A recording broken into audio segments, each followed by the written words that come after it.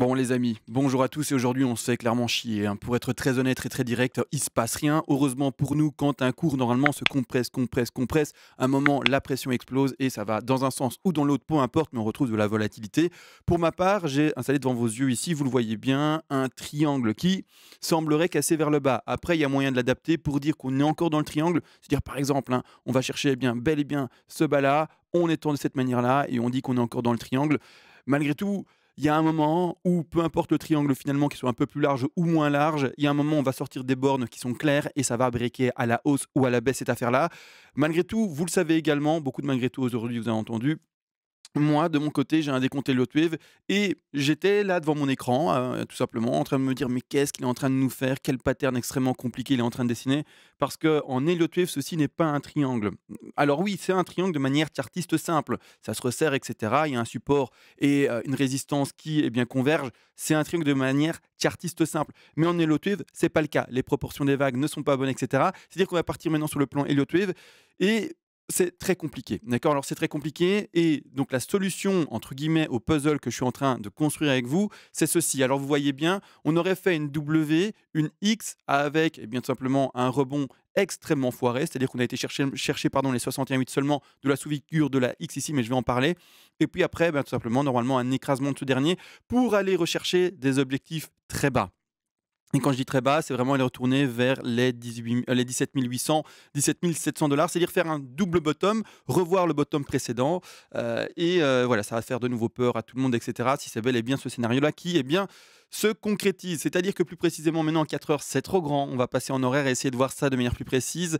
Voilà, c'est un peu mieux. Alors je vais un peu dézoomer d'ailleurs pour que vous puissiez tout voir. Pour ma part, je suis sur une construction de bottom avec un triangle à venir. C'est-à-dire que je termine une très grande Y et je devrais normalement réussir à décompter une A, B, C, D, E dans ce contexte-là. Maintenant, on verra comment réellement il évolue, mais c'est vraiment sur le plan sur lequel je pars, sur une construction de bottom en triangle. Si jamais, vous le savez, on break le dernier bottom réel des 17 500 $, il me semble, bon, ben, c'est foutu. On va à la cave et on va voir les 14 000 peut-être, les 10 000 peut-être, et voire même les 6 000 peut-être pour ceux qui sont les plus bears et qui croient vraiment à cet objectif-là. Après, il n'y a pas une question de croire ou pas. Vous le savez, le cours fait réellement ce qu'il veut. Il s'en fout de notre avis, de notre analyse, etc.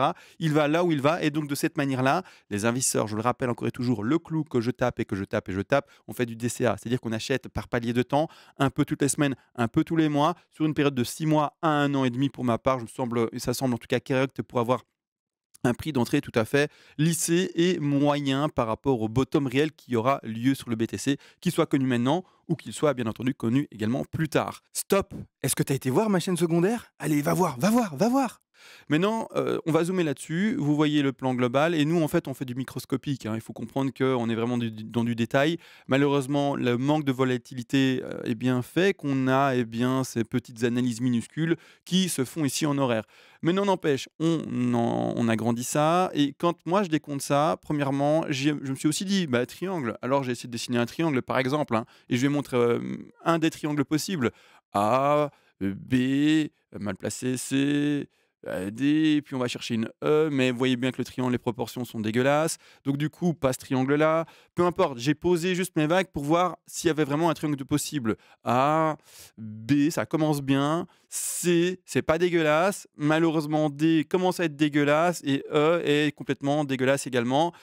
Bon, ben voilà, ça ressemble à rien. On a une grande A, on a une B pardon, vers la C, donc une C pardon, qui est un peu plus courte et ici, si je me trompe pas, je vais regarder avec vous la construction de ce triangle possible, mais elle est dégueulasse quoi, d'accord? Les proportions sont donc ça, grande, plus petite et ici, bah, du coup, on tombe sur une E qui est plus grande que ça C. Ça n'existe pas dans un triangle. Pas de chartiste simple avec un support et une résistance, mais en termes d'élevée, ça n'existe pas. Donc ce triangle, non. Le triangle précédent, non plus. Et quand je me retrouve face à ça, je dis, mais ok, on est dans quoi? Et je m'appuie sur ceci. Et je me dis, écoute, CMA, là, tu as un triangle qui est prêt à breaker soit vers le bas ou vers le haut. Le triangle le plus pertinent pour le moment, c'est bel et bien celui-ci. Pourquoi? Parce qu'on a un point de support, un second point de support, un troisième point de support cassure, réintégration du triangle, recassure, et un point de résistance, 2 points de résistance, 3 points de résistance. Celui-ci fait partie de la cassure, on va ne pas le compter, mais ça fait 1, 2, 3, 1, 2, 3. D'accord? Donc ici, je vais vite. Non, j'ai pas besoin de les entourer, c'est très visible, il n'y a pas besoin d'aller plus loin dans les explications. Alors que l'autre triangle, qui peut être défendu, bien entendu, pour le moment, d'accord, pour le moment, n'a finalement qu'une touchette. Je vais l'étendre comme ça. Pour le moment, on n'a que. Là, c'est transpercé, hein, ça compte pas, hein. Donc, une touchette réelle, 2 touchettes réelles, on joue sur le support, 3 peut-être ici, mais allez, il faut vraiment voir comment ça évolue. Voilà, moi, pour moi, c'est pas le triangle le plus, hein, vous aurez compris, le plus légitime. Je défends plutôt celui-ci, qui a été très propre avec un break pour le moment très propre également, et c'est-à-dire, bah, normalement un objectif baissier, d'accord? C'est-à-dire descendre. L'objectif pour ma part, je le travaille de ce triangle avec, eh bien, l'aide, pardon, des Wave, et je le termine de cette manière-là en W, d'accord, là-bas en bas. W parce qu'il y a que 3 vagues qui descendent, hein. Rappelez-vous, on a travaillé ça dans la vidéo avant, celle où on a travaillé l'USD. L'USD, ça a été travaillé hier, et avant celle-là, on a travaillé la première vague ici que je ne compte qu'en 3. Donc A, B en flat, C en flat, ou W, X, Y. Et là, pour le moment, le rebond est assez faible, donc on va favoriser une X. Et surtout, on a un sous-décompte ici, d'accord, qui semblerait s'être fait en A, B, C, tout ce qui est de plus classique là-dessus, mais par contre l'objectif, regardez, il est plutôt propre d'ailleurs, même s'il est super faible, A, B, et on termine en C ici, ou un autre décompte, hein, W, X, Y également, c'est pas mauvais. La seule chose qu'on va regarder ici aujourd'hui, donc je vais mettre également une W, X, Y, comme ça vous comprenez qu'on va regarder vraiment les objectifs des Fibonacci là maintenant, W, X et puis Y également possible, hein. Alors là, les couleurs sont similaires, c'est ennuyeux, mais je vais les remettre en jaune, d'accord, W, X, Y possible également. Et le truc, c'est que quand on regarde les Fibonacci, parce que les Fibonacci objectifs d'une X ou eh bien d'une C sont les mêmes. Donc ça, c'est pas très compliqué. Les objectifs, c'est 61, 8, 100, 123 et 161,8% de Fibonacci. On place ici son Fibonacci. On va en bas, eh bien, soit de la B ou de la X, et on va chercher très proprement actuellement les 61,8 avec une réaction pour le moment qui semblerait baissière. D'accord? On voit ici toujours des plus bas qui sont toujours plus bas, sauf celui-ci, et des plus hauts qui sont également toujours plus bas, sauf pour le moment, eh bien, la construction actuelle. Et donc, moi, je pars là-dedans, sur une A, B, C ou une W, X, Y, peu importe, hein, celle qui s'est exprimée, une figure de correction. Là, on regarde beaucoup les Fibonacci surtout. Et ensuite, les objectifs baissiers. Objectif baissier, vous le savez, j'ai l'intention de construire ici une ABC en flat. Et l'objectif d'une ABC en flat, c'est normalement d'aller chercher les 123% de Fibonacci. 123, c'est-à-dire aller à ce niveau-ci. Là, on a rebondi pour le moment aux alentours des 18 154, c'est-à-dire en dessous des 100% de Fibonacci. Dans la vidéo précédente, donc avant celle d'hier où on parlait de l'USD, je vous avais dit ça peut très bien être la fin de la baie, mais normalement, en fait, on doit aller chercher les 123 à 127 qui se retrouvent ici, d'accord? C'est-à-dire aux alentours des 17 800 et un peu plus bas ici des 17 824. Et là, un peu plus haut, c'est combien? 17 884. Et donc, en fait, eh bien, la chute, je vais la favoriser, bien entendu, dans cette zone-ci, si elle devait s'effectuer. Quand on arrivera dans cette zone-là, c'est de nouveau ouverture de trade haussier, d'accord, avec un stop loss du coup très serré parce qu'on sera quasiment sur le bottom précédent, enfin donc c'est-à-dire on dessinera possiblement si eh bien c'est un double bottom à faire, un double bottom. Donc stop loss très serré pour ouvrir un pari haussier. Maintenant si vous jouez le short, jouez un short, il n'y a pas de problème, en pariant sur la cassure du support et on ira plus bas et là ça sera également jackpot pour ceux qui ouvrent un short. Mais non n'empêche, avant de continuer vite fait également les objectifs d'Y et de C pour voir ce qu'on peut attendre de la suite, je rappelle également aux personnes qui veulent faire finalement la même chose que moi et qui se disent CMA, tu es très gentil en vidéo, mais tu parles un peu vite. Tu omets peut-être également d'oublier certains détails ou de revenir sur certains détails que j'aurais aimé comprendre et entendre de manière supplémentaire. Ne vous inquiétez pas, j'ai écrit ce qu'il vous fallait, c'est-à-dire un PDF qui vient d'arriver maintenant. Ce PDF est écrit de manière concise. Chaque phrase va à l'essentiel. On n'est pas en train de faire un roman avec eh bien, des mises en situation de comment est la pièce, comment sont les murs, comment sont les lampes et l'atmosphère de la pièce. On n'est pas là-dessus, on est vraiment sur objectif Fibonacci, les retracements, les statistiques, quelle figure se dessine comment est-ce qu'on compte, etc. On est vraiment là-dessus. Et également, ça, premièrement, c'est les premiers paliers de donation. Et ensuite, vous pouvez également faire une donation folle et là, ça vous permettra de demander une analyse à la demande sur l'actif spéculatif de votre choix, qu'il soit d'ailleurs crypto-monnaie ou bourse classique ou le forex ou peu importe, et je le ferai en vidéo pour vous, c'est-à-dire avec un plan de trading et un plan d'investissement. Mais donc ça c'est dit, on retourne pardon sur la vidéo et donc sur l'analyse. L'objectif ici de la B, l'objectif pardon, de la B, c'est à l'entour des 17 800. Et si on prend la Y, ben, qu'est-ce que ça va nous donner comme objectif? Donc la W ici, la X, que je termine bel et bien là, et puis la Y. Objectif classique encore, c'est le même objectif en fait qu'une C, c'est-à-dire les 61, les 100, 123 et 161,8% de Fibonacci. L'objectif ici, c'est ça qui est un peu dommage, c'est qu'il tomberait soit sur les 61,8, c'est-à-dire nous amener à 18 300. 18 300 d'ailleurs, est-ce que ce serait pas... Attendez les amis, parce qu'il y a différentes flats. Il y a une flat régulière, étendue, running, d'accord? Et si on tombait sur une flat en running, est-ce que ces 61-là correspondraient en fait à un retracement... Attendez, à un retracement de B à 90? Ce qui me gêne, c'est là, mais fin de figure à 90? Ah ouais, on dépasserait les 90, on irait... Pourquoi pas? Pourquoi pas? Là, vraiment, je suis dans l'expectative avec vous, hein. Je construis mon plan petit à petit, je mets mes puzzles, et cetera. Mais là, pourquoi pas? Pourquoi pas? Pourquoi pas? Pas fan en vrai, parce que les 90 sont un peu plus hauts, mais pourquoi pas? Pourquoi pas? Et ça veut dire qu'on ferait une B de cette manière-là, avec une sous-construction WXY et par après la dernière C. Oui.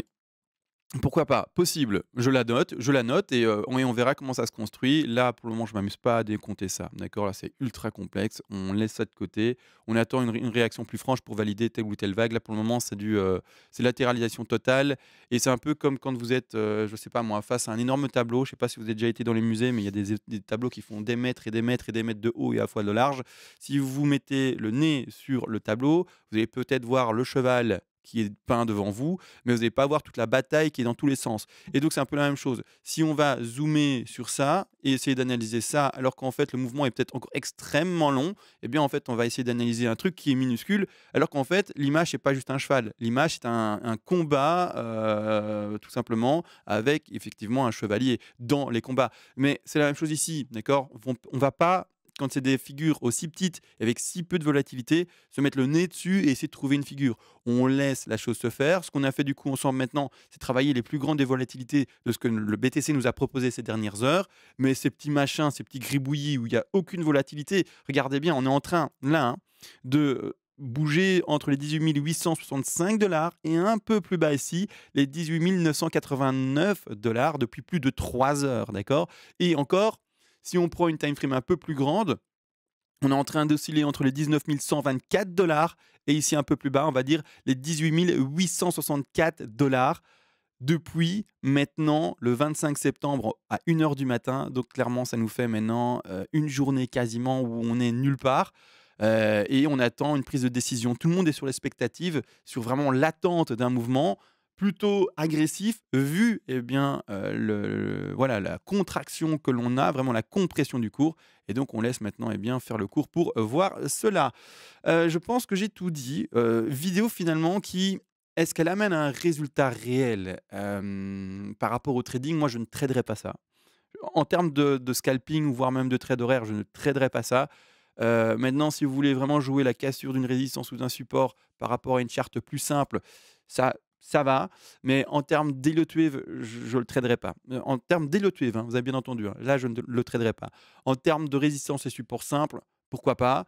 Si vous attendez un signal plus fort, vous pouvez étendre votre niveau de support de cette manière-là. D'accord, vous faites une extension et vous attendez maintenant réellement en fait la cassure du dernier support indiqué et vous vous dites bon ben voilà, là c'est le dernier des supports. J'attends vraiment cette cassure là et là je rentre en short. Là c'est possible bien entendu. N'oubliez pas, le stop loss sera posé si vous rentrez en short là-dessus. À ce niveau-là, stop loss au-dessus du dernier plus haut de la touchette de la résistance. Stop loss, donc entrée pardon à effectuer si vous voulez faire un short au moment de la cassure, c'est-à-dire que dès que vous voyez qu'il y a une cassure un peu plus franche, bon, attendre peut-être la clôture en horaire si vous voulez pour vraiment avoir une bougie qui sort du triangle, pourquoi pas. Mais voilà, jouer normalement la cassure, donc c'est-à-dire un short à ce niveau-ci. Si on casse vers le bas, stop loss posé là-bas au-dessus des 19 191. Et ensuite, eh bien, les objectifs baissiers et vous mettez des TP qui sont corrélés par rapport aux objectifs, soit d'un triangle. D'accord, soit tu bien également des Elliott Wave, si le plan Elliott Wave va prendre avec eh bien, dans les 32, les 61,8 comme objectif et également les 123 de notre fameux retracement 2B pour la grande flat. Et donc ça vous fera 3 objectifs baissiers. Là, la même chose, l'objectif de triangle que vous pouvez travailler également de votre côté. Et ça, c'est pour le trade baissier. Et même chose et rebelote pour le trade haussier, dans une pattern plus simple. D'accord, alors là, bon, ben, le support, on va mettre le stop loss un peu plus large ici, en dessous de celui-ci.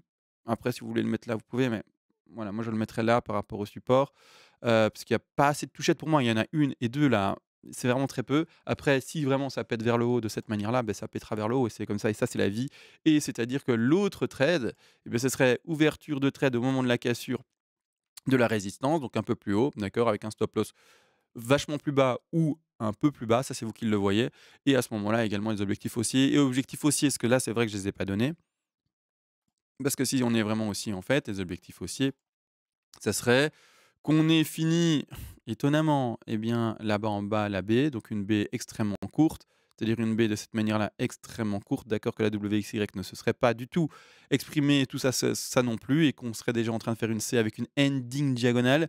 Bon, j'y crois pas grossièrement, excusez-moi, beaucoup de choses à l'écran. Je vais juste vous montrer les objectifs de cette affaire-là, un peu compliqué, hein, vraiment, franchement, l'horaire et ce que nous donne à analyser le BTC ces derniers temps, c'est juste une horreur.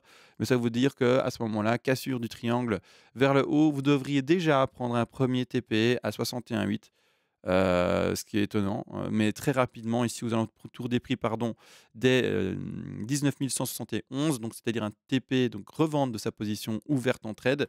Ensuite également un TP à mettre à 100 de Fibonacci, 123 et 161,8 pour la hausse à venir s'il y a cassure vers le haut.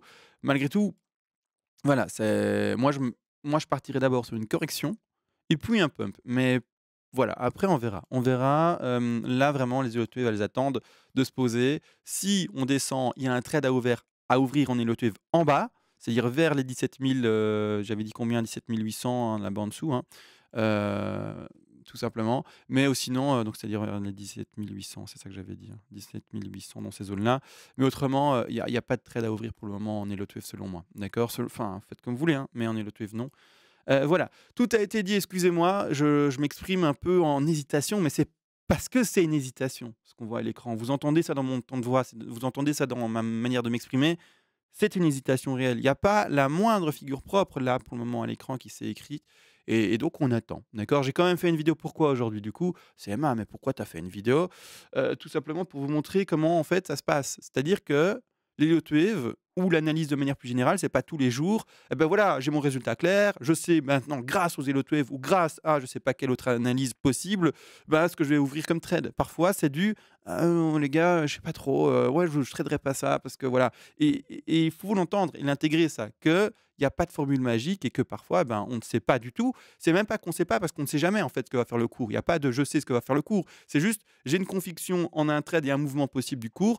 Et comme cette conviction est plutôt grande avec l'appui de ces différents indicateurs techniques, je vais rentrer dans ce trade ou cet autre trade. Mais là, maintenant, aucune conviction de trade par rapport à un mouvement à venir. Donc j'attends. Je m'attends normalement juste à une baisse, mais pas une conviction assez forte que pour dire là, allez, let's go, on ouvre un short, let's go, on va là-bas en bas à 17 800. D'accord?